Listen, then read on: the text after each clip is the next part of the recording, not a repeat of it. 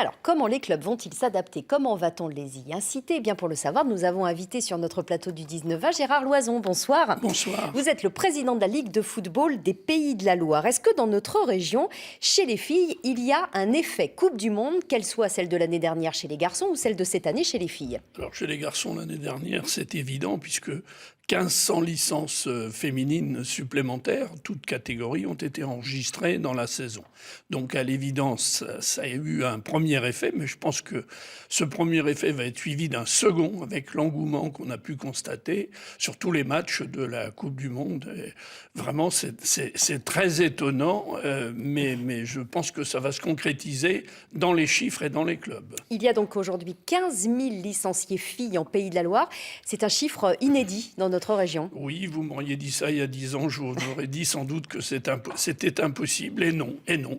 Et nous ne sommes sans doute pas au bout de nos surprises dans ce domaine. Et on sait qu'un l'engagement de la fédération qui a été pris, française de football, qui a été pris dès hier, c'est que toutes les filles en France puissent accéder à un club de football à moins de 15 km de chez elles. Est-ce que c'est déjà le cas dans notre région ou est-ce que ce sera fait pour 2020 ? Vraisemblablement que chez nous, ça doit être le cas un peu partout, mais ça va aller encore en s'améliorant, car tous nos clubs s'intéressent désormais au féminin, et beaucoup de clubs où on n'aurait pas vu de féminine il y a quelques années, on les voit maintenant, donc je pense qu'effectivement ce pari va être tenu. Enfin, dans notre région, c'est sans doute plus facile que ça. De toute façon, ces clubs, ils n'ont pas le choix. Ce mouvement, il est inéluctable. irréversible, de toute façon, pour des tas de raisons dans lesquelles on va pas rentrer, mais la présence de féminine est désormais incontournable dans nos clubs.